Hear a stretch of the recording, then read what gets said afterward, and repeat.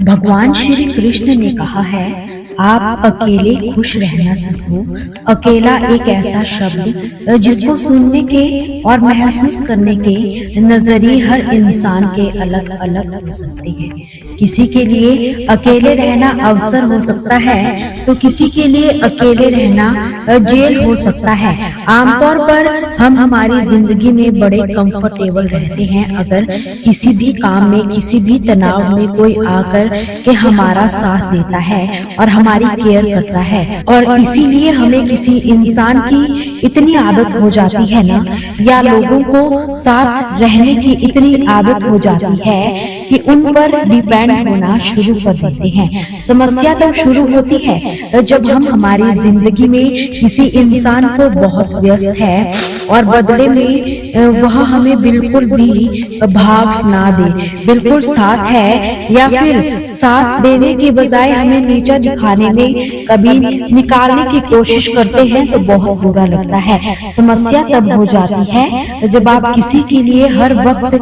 हाजिर हो और यह दुनिया आपके हर वक्त हाजिर रहने का फायदा उठाए। इतना किसी के लिए हाजिर नहीं रहना चाहिए कि यह मत सोचो कि एक महीने या एक साल में क्या हो सकता है, बल्कि यही सोचो कि आने वाले 24 घंटे में क्या हो सकता है। किसी का असली चेहरा तभी सामने आता है जब आप उसके मतलब के नहीं रहते। एक मिनट में जिंदगी तो नहीं बदलती, लेकिन एक मिनट में सोच कर लिया हुआ फैसला जिंदगी जरूर बदल देता है। खुद पर भरोसा करना सीखिए, यह आपकी ताकत बन जाएगा। वहीं अगर दूसरों पर भरोसा करोगे तो ये आपकी कमजोरी बन जाएगी। हमारे शरीर में सबसे हल्की जुबान होती है, लेकिन फिर भी बहुत सारे लोग इसका वजन संभाल नहीं पाते। श्री कृष्ण ने कहा है, खुद को समझ लेना ही बेहतर होता है। एक बार एक बच्चे ने अपने पापा से पूछा, पापा मेरी जिंदगी की क्या वैल्यू है?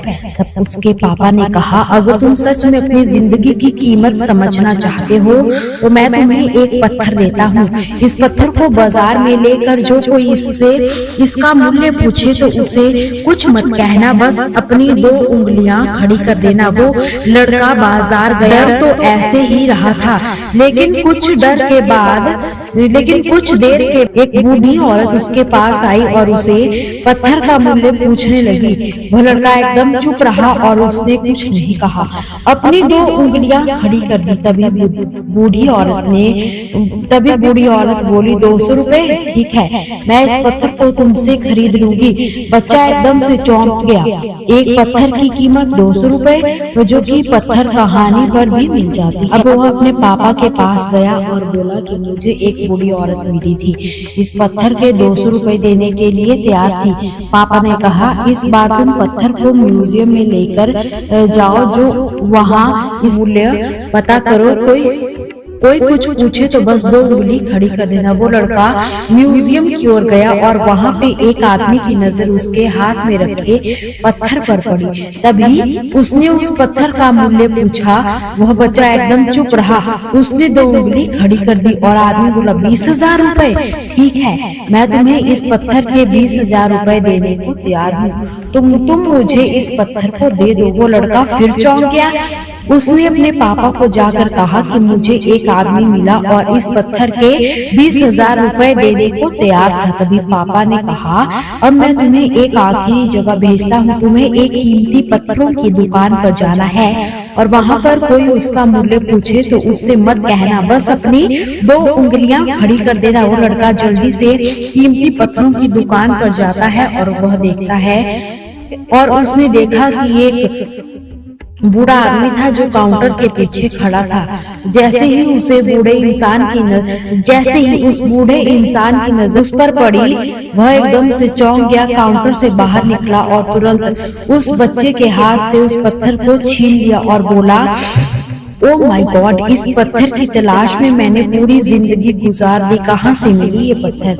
क्या मूल्य है इसका? उसने पूछा, कितना लोगे तुम इस पत्थर का? वह बच्चा तब भी चुप रहा और अपनी 2 उंगलियां खड़ी कर दी। तभी बूढ़ा आदमी बोला, कितना मूल्य ठीक होगा इसका? मैं इसके तुम्हें 2 लाख रुपए देने के लिए तैयार हूँ, तो मुझे ये पत्थर दे दो। उस लड़के को अपनी आंखों पर विश्वास नहीं हो रहा था।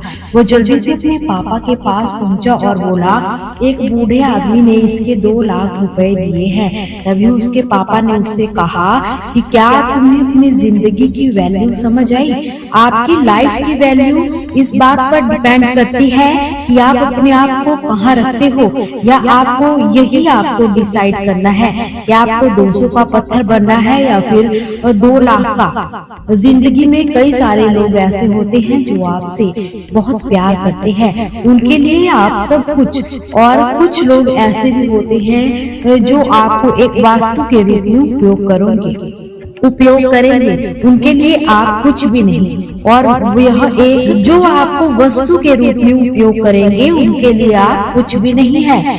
और यह आपके ऊपर डिपेंड करता है कि आपकी वैल्यू को, आपकी लाइफ की वैल्यू क्या है। श्री कृष्ण ने कहा है, दूध, दही, छाछ, मक्खन, घी सब एक ही वंश के हैं, फिर भी सबकी कीमत अलग अलग है, क्योंकि श्रेष्ठ जन्म से नहीं बल्कि अपने कर्म, कुल और गुण से प्राप्त होती है। सब कुछ सीखना ही ज्ञान नहीं, कुछ बातों को नजरअंदाज करना भी ज्ञान है। तुम बस सब्र करो, भगवान पर भरोसा करो, वो चमत्कार भी होगा जिसका तुम्हें इंतजार है। चिंता मत करो, एक दिन भगवान तुम्हें बहुत सारी तुम्हारी मुस्कुराहटें लौटा देंगे और फिर तुम पहले की तरह मुस्कुराओगे। विश्वास रखिए, अगर आप किसी के लिए निस्वार्थ कुछ अच्छा करोगे तो कहीं ना कहीं आपके लिए भी कुछ अच्छा अवश्य हो रहा ही होगा। दोस्तों, आपसे फिर मुलाकात होगी श्री कृष्ण के अनमोल विचारों के साथ। हमसे जुड़े रहने के लिए हमारे चैनल को सब्सक्राइब जरूर कीजिए, वीडियो को लाइक और शेयर करना बिल्कुल भी ना भूलिए। कमेंट में जय श्री कृष्णा जरूर लिखिए।